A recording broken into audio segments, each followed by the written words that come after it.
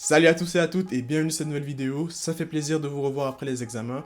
Chose première, chose vue, je reviens pour du nouveau contenu et on va parler de manhwa aujourd'hui. Et plus précisément, on va parler de Solo Leveling comme la dernière fois, mais plus précisément l'édition française et sa comparaison avec l'édition anglaise. Qu'est-ce que ces deux éditions ont de différent et personnellement, si vous êtes bilingue, lequel vous devrez prendre personnellement. Mais j'imagine que si vous êtes francophone, vous allez prendre l'édition française. Et si vous êtes anglophone, déjà, qu'est-ce que vous faites de cette vidéo? Et vous allez prendre l'édition anglaise. Mais du coup, quelles sont les différences entre les deux différentes éditions? Pourquoi est-ce qu'une édition a décidé de l'adapter de cette façon ou de cette façon? Je vous en parle tout de suite dans la vidéo. On y va tout de suite. Petit disclaimer avant de commencer, il est possible que vous entendiez des petits bruits durant la vidéo, parce qu'il y a des chantiers derrière chez moi, malheureusement je peux rien faire contre ça. Ils ont décidé de faire un chantier le jour où je voulais tourner ma vidéo, on va devoir faire avec. Je m'en excuse encore une fois, et sur ce, on commence. Let's go!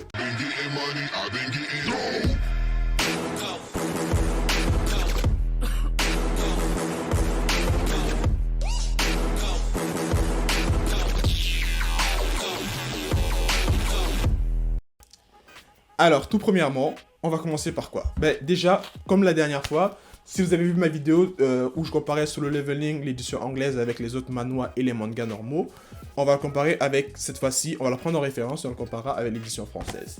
Déjà, c'est la taille. Donc, l'édition, si vous regardez l'édition anglaise, est légèrement plus grande, mais pas de grand-chose, pour être honnête. C'est vraiment, ça se joue vraiment au millimètre, donc ça compte pas vraiment.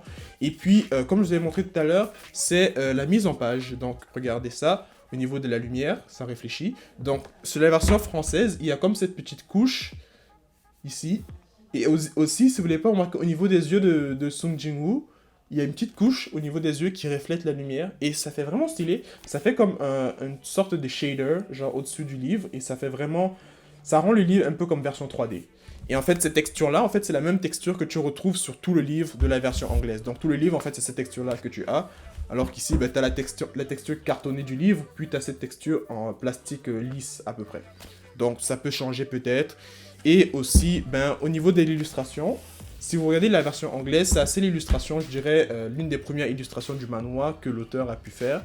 Donc on a une version de Sung Jin-woo assez épurée, assez classique, je pense que c'est l'une des premières versions qui a été publiée en tant que telle.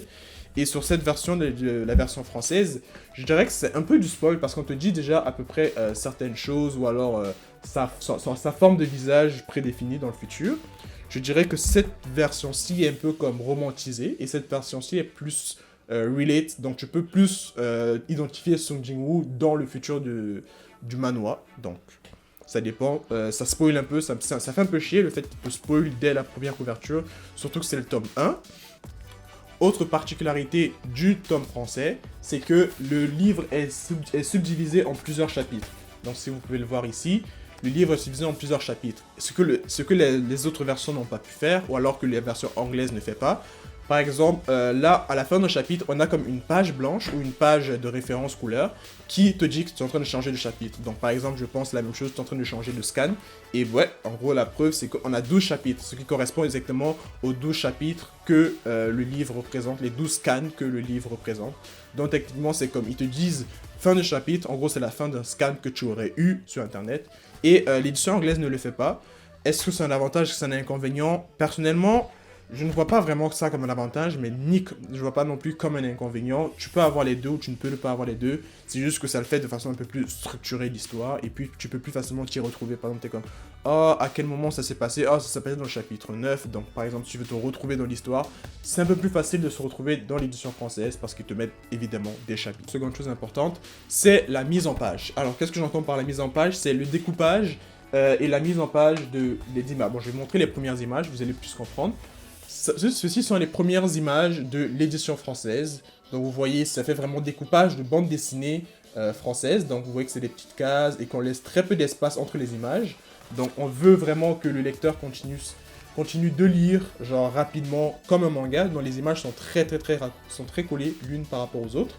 Et ceux qui ont l'édition anglaise ou qui ont vu l'édition anglaise, vous allez remarquer que eux ils ne le font pas vraiment. Eux, ils laissent vraiment le style du manhwa comme il était avant. Donc, tu as des images et vous voyez que par exemple ici, vous avez des vides qui peuvent apparaître de temps à autre parce qu'ils veulent vraiment mettre de l'emphase sur l'image. Comme vous voyez ici, vous avez juste une seule image sur toute la page et le reste, ben, c'est comme un fond, ok? Et donc ça fait qu'on ne regarde que cette image principale. Et ça peut changer dans le sens où, par exemple, vous voyez qu'ici, le focus est vraiment sur le fait que t'as Sung Jin-woo et la statue qui se regardent. Donc, ils mettent une emphase dessus. Or, sur la version française, ben, je vais juste tourner assez rapidement pour la tomber dessus. Sur la version française, ben, on a quoi? On a ce panel. D'abord, on a l'image de Sung Jin-woo qui regarde la statue. Puis, suivante, on a l'image... Hop, les pages se tournent. De la statue qui change de yeux. Par exemple, dans l'édition anglaise, on n'a pas cette image. Si par exemple, on n'a pas la statue qui ne regarde pas, puis qui regarde juste après, on n'a pas cette image-là. Donc, petit bonus à l'édition française. Donc, on a ça. Puis, ils ont rajouté maintenant une page où on voit que les deux sont en train de se regarder. C'est assez subtil et discret, mais ça peut changer la donne, dans le sens où, dans l'édition anglaise, t'as pas le moment où la statue regarde dans le vide, puis regarde Sung Ji-woo. Et dans l'édition française, ben, tu as ce moment-là. Et c'est ces petits moments-là qui peuvent différer dans la lecture. Donc honnêtement, est-ce que je préfère l'une ou l'autre? C'est très difficile à dire. Je dirais que l'édition française correspond plus à des lecteurs qui sont habitués à lire des mangas. Donc si vous êtes vraiment habitué à lire que des mangas, l'édition française devrait vous être plus familière. Par contre, si vous êtes habitué à lire des manhwas, l'édition anglaise devrait plus représenter ce que vous attendriez d'une adaptation de manhwa. Donc, en gros, on met l'emphase sur chaque petite image. Chaque image doit être mise en avant, quoi. Donc, chaque image doit être bien vue, bien déterminée. Ou l'édition française, elle, sera plus dans le mode... On va mettre des images qui sont censées correspondre. Donc, on va mettre le sourire, puis on va mettre le visage avec le grand sourire. Donc, l'édition française va vraiment se concentrer, donc, comme je vous ai dit, les chapitres. Dans l'édition française, va vraiment se concentrer sur le fait d'avoir beaucoup d'images et de gagner en place. Donc, j'imagine qu'aussi, ça permet de gagner en place, ça permet de gagner en papier, donc tu payes moins, donc c'est moins cher pour l'édition française de le faire. Petit bonus, on a ce petit papier-là qui recouvre la version française, ce qui est toujours, bien sûr, apprécié. Quand tu lis, surtout en trajet, que ce soit en bus ou en voiture, de bloquer la page.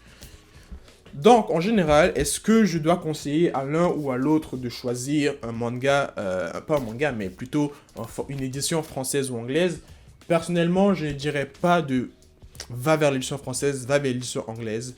Va vers l'édition, déjà pour laquelle tu comprends. Si tu es bilingue, c'est parfait, ben, tu fais comme moi, soit tu prends l'édition française, soit tu prends l'édition anglaise. Mais je pense que je vais continuer ma connexion en édition française parce que cette chaîne est francophone. Mais si, par exemple, tu es bilingue et que tu veux plus du style de manga, l'édition française sera pour toi. Si tu es bilingue mais que tu préfères vraiment l'édition de manhwa et voir chaque image pour ce qu'elle est, l'édition anglaise sera forcément celle que tu voudras. Donc, honnêtement, prends celui qui te plaît le plus. Les deux sont de très bonnes adaptations du manhwa. J'attends vraiment la suite. Je continuerai à sûrement acheter chaque bouquin. Et on parlera toujours de Solo Leveling, sachant qu'il se passe des grosses dingueries dans les manhwas présentement sur Internet. Il se passe des choses... C'est exceptionnel. Mais on en reparlera plus tard, évidemment. Sur ce, je vous souhaite une bonne soirée ou une bonne journée. J'espère que vous avez aimé la vidéo, que vous allez rester sur la chaîne. Et bien sûr, je reviens très bientôt d'ici la fin de cette semaine ou la semaine prochaine pour vous parler d'autres manhwas ou de mangas. Ça dépendra de ce que je trouve intéressant ou pertinent. Si vous avez des idées de manga ou de manhwa dont vous voulez que j'en parle, commentaire. Juste commentaire, je le lirai et puis ben, on en reparle très bientôt. Sur ce, peace!